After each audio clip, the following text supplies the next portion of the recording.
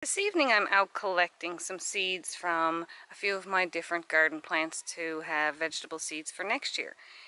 And what I've done, I don't know if you've seen some of my garden tours, but I've let some lettuces overwinter from last year into this year, and then they bolted, which means they grow a big long stem and have little flowers at the top, like that.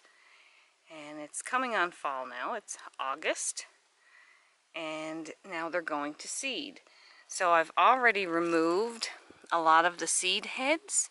I'll bring you around to the other side and show you.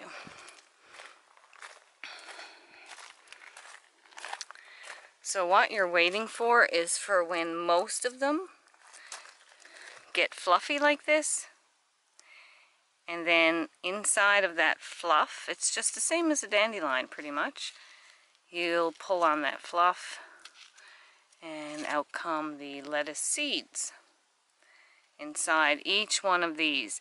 Now sometimes you can, my fingers are sticky because of the sap from the lettuce, but sometimes you can take them a little early if you like and hang them, but I prefer to let them get ripe to make sure that they're all viable. And I had quite a few that got the full tops of them here were covered in the fluff. I'll show you. So I've picked them and I've put them in a brown paper bag for now till I take them in the house. I'm going to remove all the leaves and stuff so they don't get moldy, and then just remove the seeds from the pods. And this, I separate them per brown paper bag. This is my iceberg lettuce. You can see they're almost all gone to seed. And this is my red leaf lettuce. The other thing I'm going to harvest this evening is my beets. I'm very excited. This is the first time I saved beet seeds, and they're doing really well. So the beets look really bad, and that's how they're supposed to look, because they're going to bolt on a massive, massive, tall stem. So these were the beets I planted last spring. And then I left some in the ground to overwinter, and now this fall there are beet seeds all over the plant. Now these ones are not quite ripe, but these ones that are turning brown, they're ready to pick. So we'll just pop one off here so I can show you. And if you plant beets, you'll recognize this little seed. And that's a beet seed. And you can do the same with Swiss chard because it's related to beet, and you'll get the same seeds. And I'm talking like I have so many seeds here just from leaving like a half a dozen beets in the ground. I probably only needed to leave one. There's enough seeds for fields and fields of beets. So I'm going to take all the ones now that have primarily ripe seeds on them. Like this one has almost all brown, but there are a few green, and that's okay. I'm going to pull these out from the root and then go ahead and hang them in the garage upside down, leaving the root on, and even a little bit of dirt. I don't mind leaving a little bit of dirt on. I find that gives a little more energy just to finish the ripening process. And I'll hang them to dry, and I will have thousands and thousands of beet seeds. So I'm really happy with that. So again, you have to leave them in and overwinter them till the next year, and then let them bolt and flower. And then the flowers in the fall will turn to seeds. Here I have my beets all brought in now and hung. And just a little quick tip, when I'm hanging my beets, I always save these produce elastics from when I buy produce in the stores. And so I just have it tied up here, and then one of them hooked over this line. You can make the line out of anything. I have a clothesline, and once upon a time I had just a rope. Whatever you want, make a line. And I'm going to hang them upside down to dry. And I always put a tray on the bottom, because sometimes if you don't get out to them fast enough, they may drop off. Now beets are less likely to drop than other seeds because they are sort of stuck fast to the stem. So you'll have to sort of like grab the stems and peel them off. And that's quite easy once they're fully dry. You'll just grab a stem like this and pull down on the stem and all the seeds will roll off. But while I'm drying, I generally try to put a tray underneath just to catch any stray seeds that may fall off on their own. It's just a nice big base for a pot. And that's about it. So I will leave these up here until they all turn brown. And because I have a lot of other seeds now to deal with, and these are not quite entirely ripe. Most of them are. And I'll deal with all my other seeds first. And I'll also do the same with the carrots. When I bring them up, I will hang them as well and just let them dry. So you can do this in, you know, in a basement or in a room in your house. Or if you don't have a space to do it, well, just wait for them to dry completely out on the plants, and then you'll have to pick them off outside and put them in a paper bag. But I just find this a little more convenient. This is one I have here. I might as well just show you. It's not one I particularly grew on purpose, but these are radishes. And this one bolted. And I never just rip out the bolted stuff. Actually, these radish pods are quite delicious if you want to eat them. But again, if you let them stay here and dry up, you'll get your own radish seeds inside the pods. So you can plant them yourself. And the benefit of growing your own seed is you're climatizing and strengthening the plant for your soil conditions and your climate. And I'm really happy with the carrots. So there's all different stages going on these carrots here. Here's what they look like in flower, and the pollinators love them, and they're actually quite fragrant. So these are still flower that haven't turned. These ones are starting to turn. They start looking like little fireworks almost. Then they go to a stage where you can see their seeds forming. They're all green. Then when they're almost ready to dry, the top furls up like this and starts turning a little more yellow, and the seeds get larger.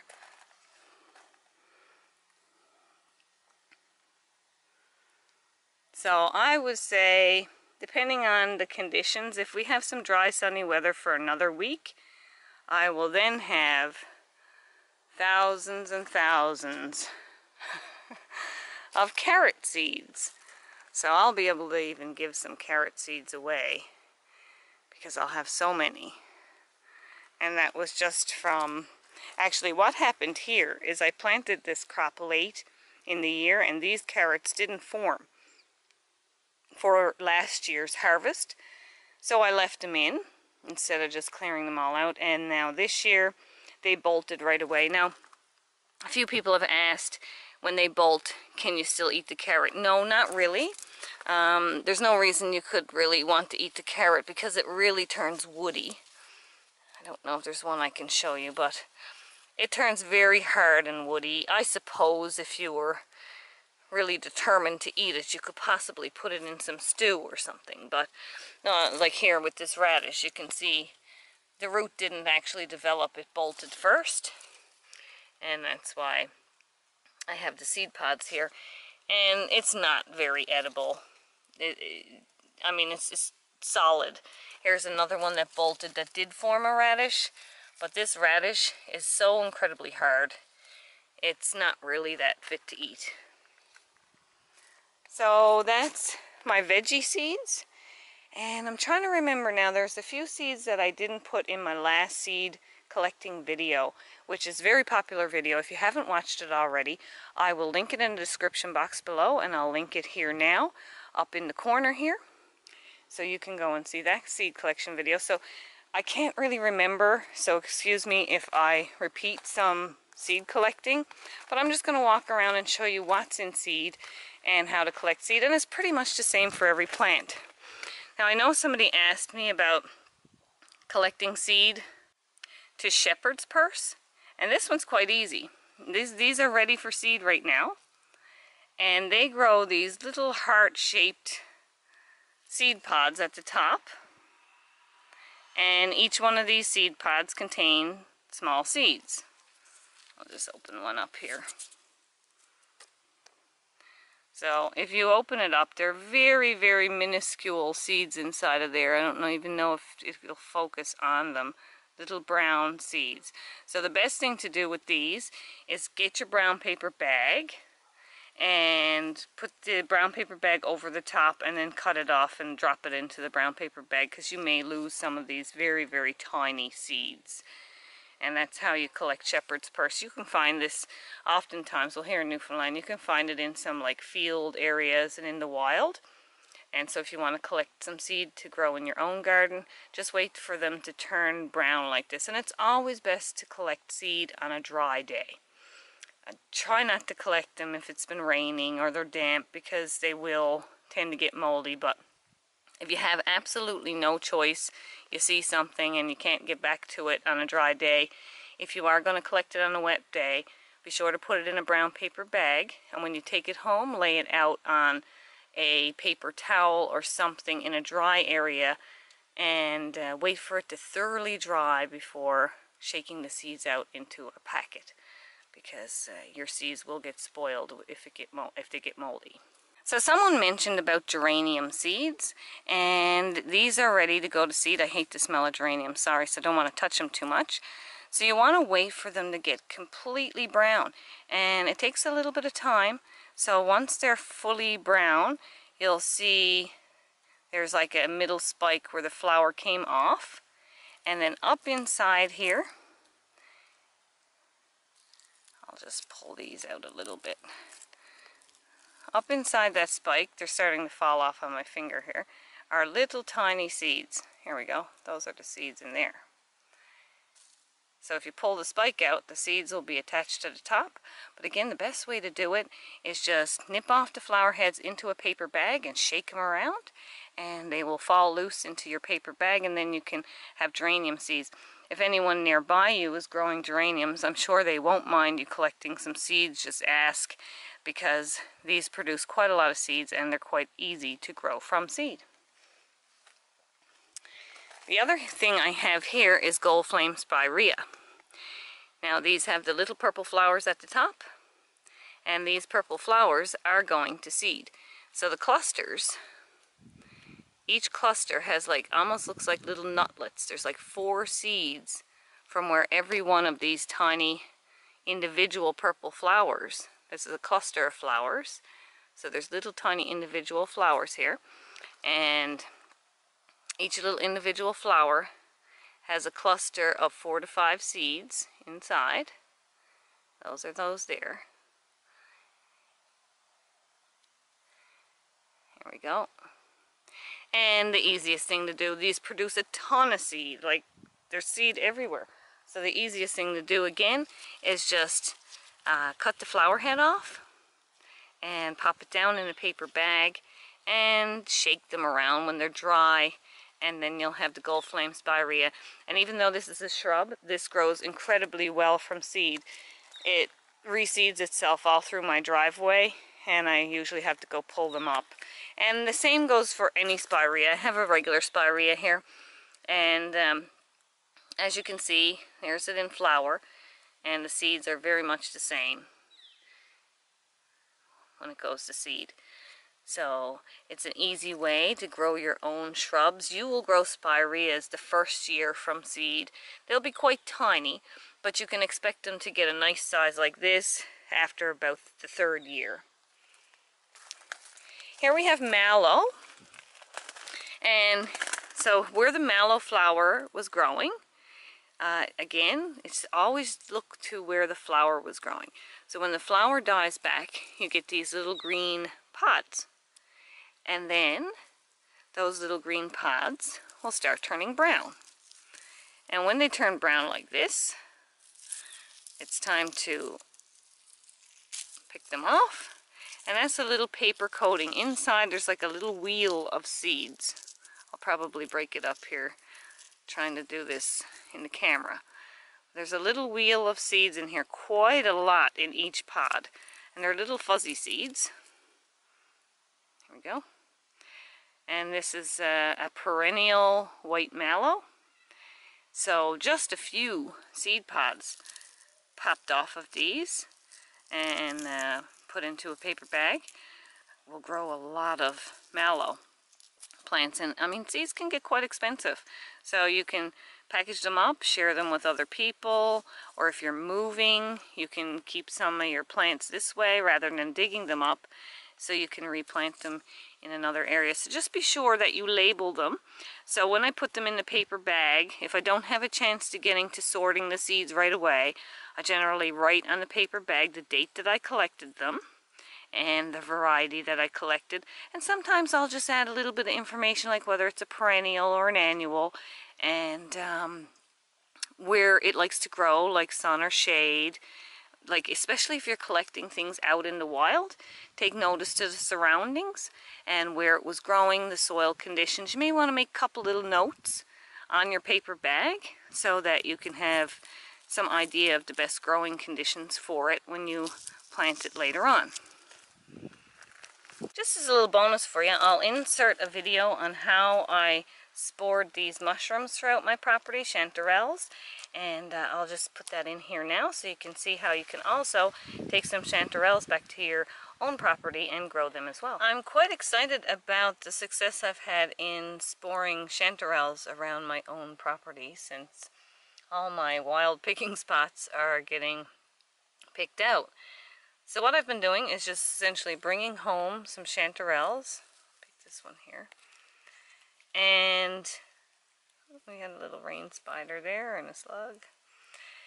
And cleaning them and putting all the cleanings in my garden in different areas where I would think chanterelles might like to grow. So we have lots of little babies here. Just look at this one. Absolutely loaded with young chanterelles all coming up in the back pass. I'm gonna take this one and just break it up and spread it around there and hope for the best. And I also have some out front. This little patch is surprising. I didn't purposefully spore any around here, and this is just in the crushed stone of my driveway right next to the back hatch of my car where I park. So I'm assuming coming in and out with mushrooms is why I got some here. And I found another little one right there, but I did spore them back here, and I got quite a few out front here. And these are decaying. I'm leaving them. I'm not picking my own this year. I'm just going to let them do their own thing and hopefully spread more. So what I look for on my property is areas similar to where they're growing in nature, where there's some sunshine but yet deciduous leaves around. And I just toss all the cleanings and brush them out in different areas on my property. So now I have quite a few little established and establishing colonies of chanterelles, which is great. Here we have nasturtiums, and I'm pretty sure I mentioned this one in my previous video. I have loads of them up here, but this one has a seed starting. So again, these are pretty easy to collect seeds from. Wherever the flower was, when the flower falls off, you'll get a cluster of seeds. These are not ready for picking for growing.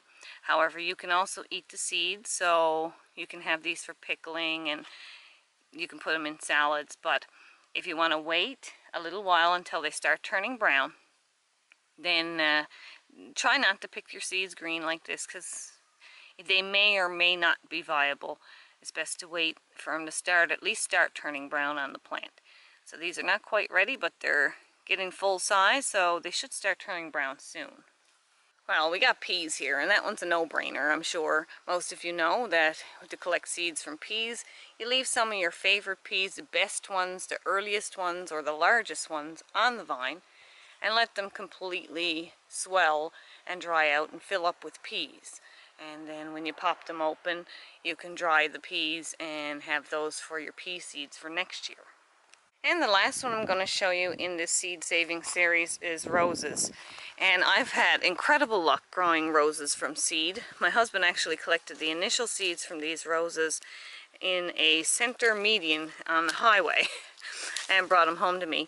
And all you do is pull the hip off the rose, and when you cut the hip open, you just pull this open first.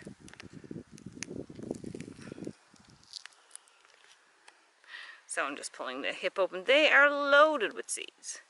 Every one of those inside. So once the fruit is completely ripe and soft, like this one is here, you can just pick them, open them up, and scrape out the seeds. And again, just label them, and they're pretty much ready to plant. And yes, you can plant your seeds right away. I've also been asked that question, can you plant them as soon as you pick them? Yes, you can plant them as soon as you pick them. As actually the sooner you plant them, the fresher they'll be, so the more likely you will have success. But a lot of seeds store for quite a long time.